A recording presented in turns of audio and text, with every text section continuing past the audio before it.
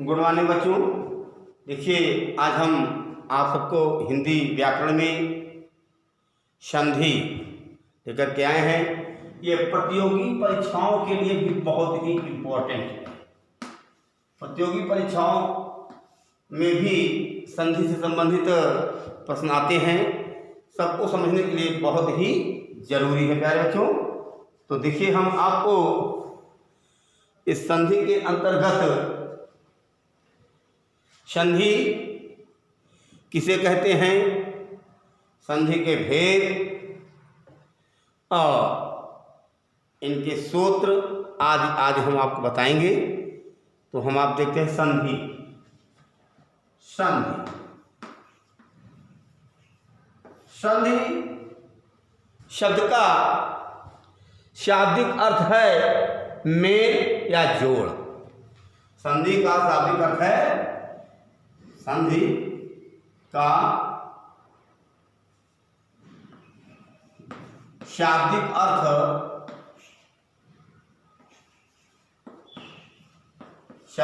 अर्थ mail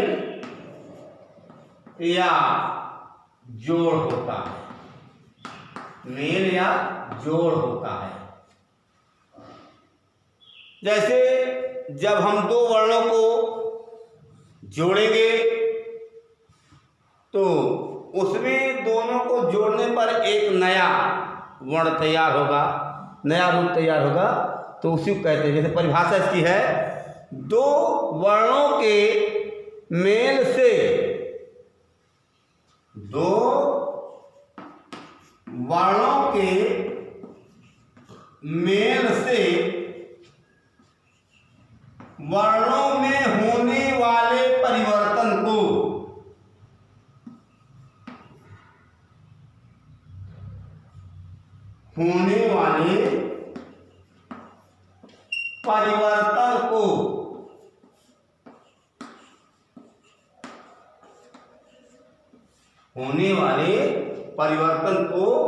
संधि कहते हैं। संधि कहते हैं। जो दो वर्ण मिलेंगे, उन दोनों वर्णों के मेल में जो परिवर्तन होगा, उस परिवर्तन को संधि कहते हैं। दो वर्णों के मेल से वर्णों में होने वाले परिवर्तन को संधि कहा जाता है। प्यारे बच्चों, जैसे विद्या है, जैसे में आप जाइए, विद्या धन आलय, आलय। देखिए, यहां पे भी आ है इस पद में, यहां भी ये आ है इस पद में। तो दोनों को मिला करके ये बड़ा आ हो गया। तो विद्या धन आलय बराबर ये विद्यालय हो गया। इसी तरह से संधि के भेद,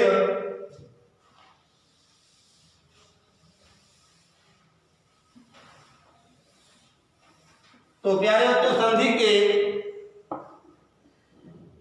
तीन भेद होते हैं। संधि के भेद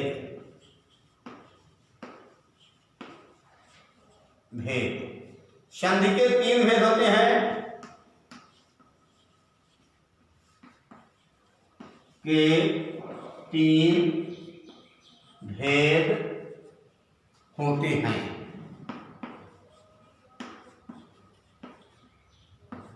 क्या बच्चों, संधि के कितने भेद होते हैं? तो इसमें बताया संधि के तीन भेद होते हैं। वो तीन भेद कौन कौन से हैं? बोर्ड में देखिए। नंबर एक, स्वर संधि। नंबर एक, स्वर संधि। नंबर दो, व्यंजन संधि।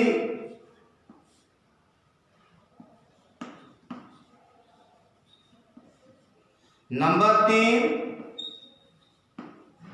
विसर्ग संधि।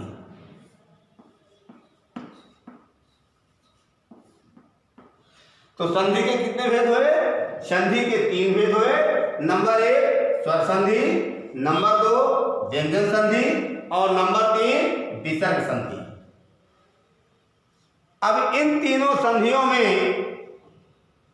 हम आपको स्वर संधि तथा स्वर संधि के भेद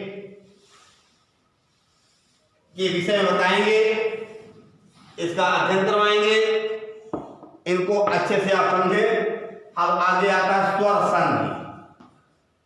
स्वर संधि, ये स्वर संधि हो गई। स्वर संधि में जहां स्वरों का स्वरों से मेल होता है और मेल होने पर उनमें जो परिवर्तन होता है उसे स्वर संधि कहते हैं। जहां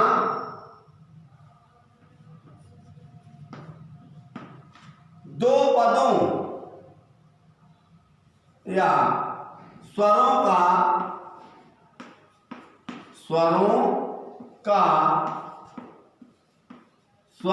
से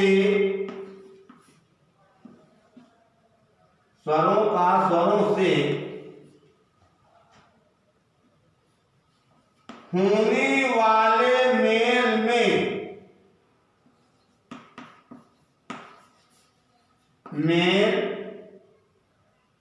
से जो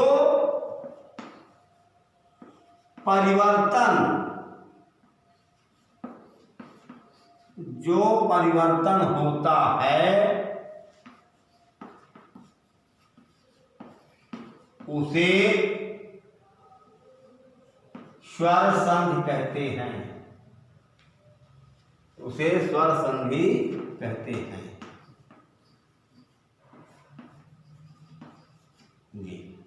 देखिए, जब स्वरों का स्वरों के साथ मेल होने पर उनमें जो ध्वनि परिवर्तन होता है, क्या होता है उसमें जो ध्वनि परिवर्तन होता है, ध्वनि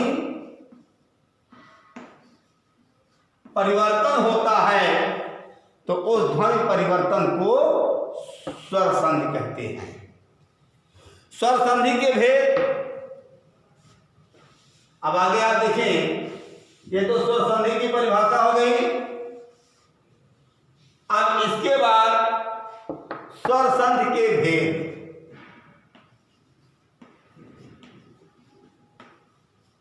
स्वर संधि के निम्नलिखित भेद होते हैं। स्वर संधि के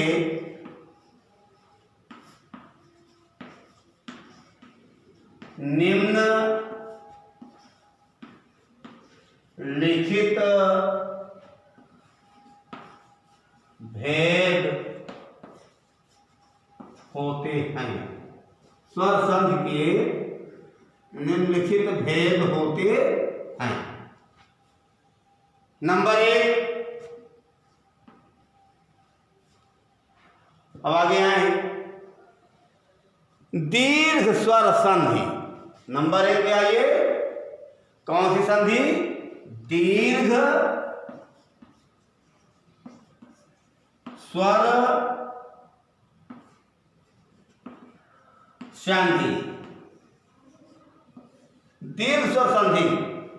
अब ये दीर्घ स्वर संधि में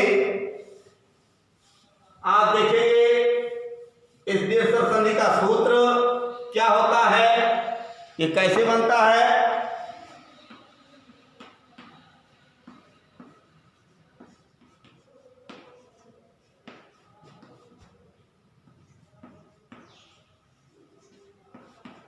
दीर्घ स्वर संधि, इसका सूत्र है, दीर्घ स्वर संधि का सूत्र है अकः सवर्णे, अकः सवर्णे दीर्घा। ये इसका सूत्र है। दीर्घ स्वर संधि का सूत्र है आकाह सवर्ण दीर्घ। अब हम आपको पहले इस सूत्र की व्याख्या कर देते हैं। जब सूत्र की व्याख्या हो जाएगी प्यारे बच्चों, तो उसके आधार पर आप उस चीज को निकाल लेंगे। जैसे आकाह आया है, आकाह, आकाह का मतलब हुआ अक, ये अक। सवर्ण माने समान वर्ण, आकाह माने तो अक हो गया। सवर्ण माने ये सवर्ण, सवर्ण का मतलब क्या हुआ? समान वर्ण, समान वर्ण। आए तो क्या हो जाता है? दीर्घ हो जाता है, यानी बड़ा हो जाता है। आकाह सवर्ण दीर्घ, ये अक जो है प्रत्याहार है। अक क्या है? प्रत्याहार है, यानी अक प्रत्याहार के बाद समान वर्ण आए, अक प्रत्याहार के बाद समान वर्ण आए तो दोनों को मिला करके दीर्घ हो जाता है, दीर्घ स्वर हो जाता है। अक प्रत्याहार के बाद समान वर्ण आता है तो उन दोनों वर्णों को मिलाने पर दीर्घ स्वर हो जाता है। ये सूत्र है, इस सूत्र की व्याख्या है। अब हम आपको थोड़ा से एक झलक इस प्रत्याहार की ओर लेके चल रहे हैं कि प्रत्याहार है क्या। प्यारे बच्चों, प्रत्याहार ये व्याकरण है। महादेव के डमरू से निकला हुआ ये स्वर है। इन्हीं स्वरों को से ये जो प्रत्याहार बने हैं, ये सब स्वर जो हैं 14 हैं। ये स्वर कितने हैं? 14 हैं। जैसे आई उण, ये हैं आई उण, री, लृक, ये, ओंग,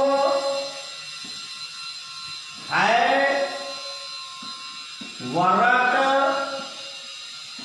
लड़, यमगणनम, झभय, घड़दस, जब घड़दस, कपय, सससर, हल। ऐसे करके ये 14 सूत्र हैं। इन सूत्रों को पाणिनि के नाम से जाना जाता है। ये माहेश्वर सूत्र हैं। इन माहेश्वर सूत्रों को पाणिनि के नाम से जाना जाता है। तो आपका मतलब हुआ, हम चल रहे हैं मत जाए।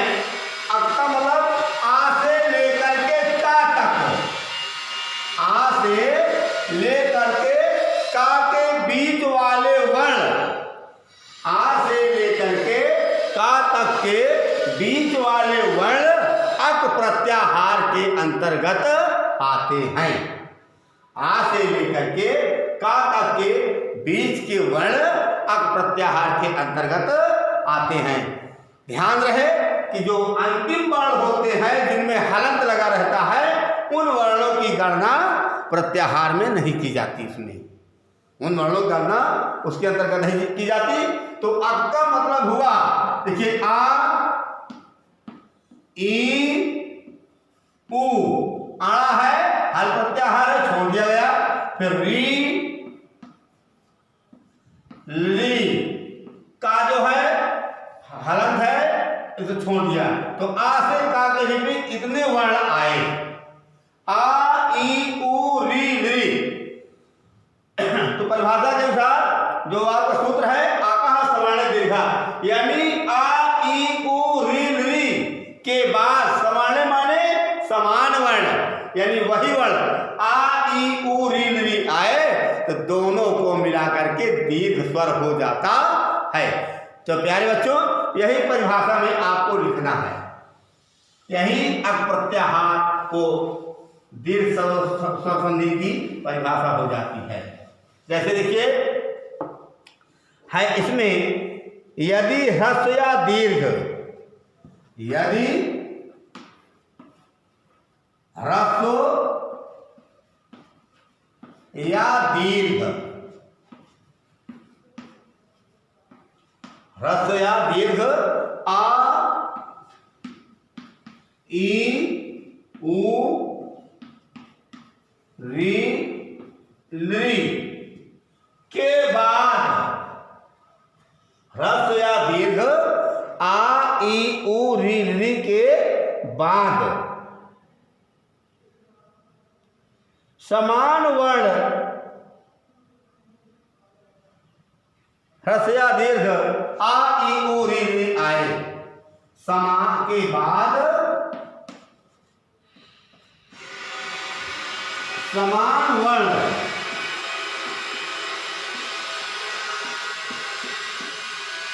आ ई उ री ली आवे तो दोनों को मिलाकर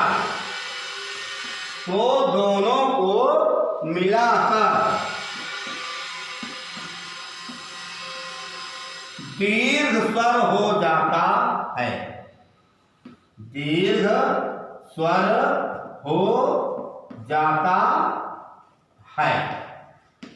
हाँ तो देखिए प्यारे बच्चों, यानी यदि ह्रस्व या दीर्घ, ह्रस्व माने छोटा, दीर्घ माने बड़ा, ह्रस्व माने छोटा और दीर्घ माने बड़ा, तो यदि ह्रस्व या दीर्घ आ ई उ री ली के बाद समान वर्ण, समान मतलब वही वर्ण आ ई उ री ली आवे तो दोनों को मिला करके दीर्घ स्वर हो जाता है।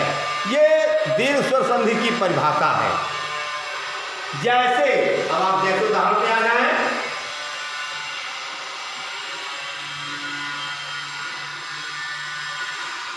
जैसे विद्या धन अर्थी, विद्या धन अर्थी, तो देखिए यहां पे ये विद्या का ये आ और अर्थी का ये छोटा आ ये निकल आए, तो ये दोनों मिलाकर क्या होगा, बड़ा आ हो जाता है। ये बराबर बन जाएगा विद्यार्थी, विद्या धन अर्थी विद्यार्थी। धर्म धन आलय,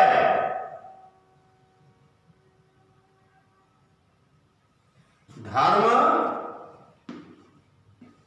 धन आलय बराबर धर्मालय।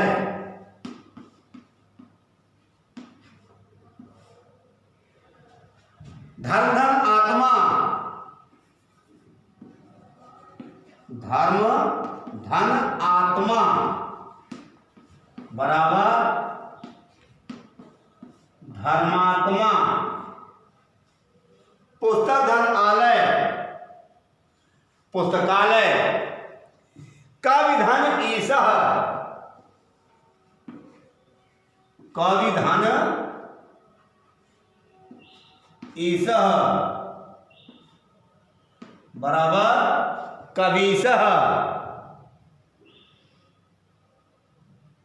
कवि धन ईशः बराबर कवीशः।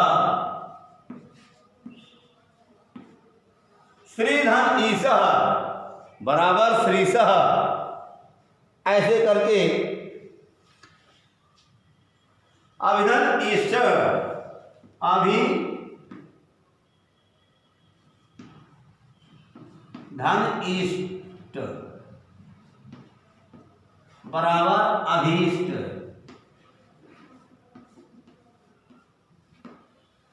तो ऐसे करके आगे अन्य के भी हैं।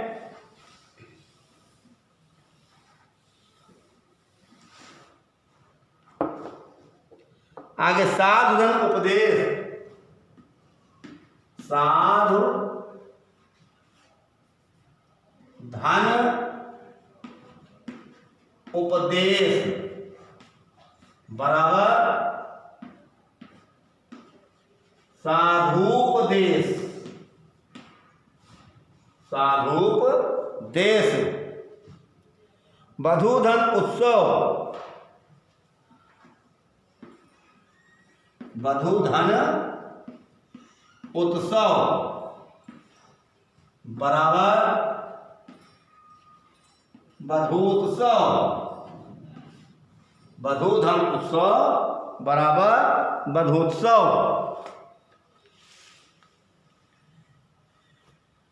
पितृधन ऋणम, पितृधन ऋणम बराबर पितृणम।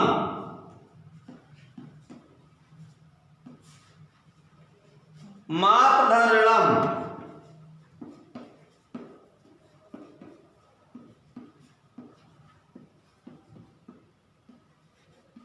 मातृधन ऋणम बराबर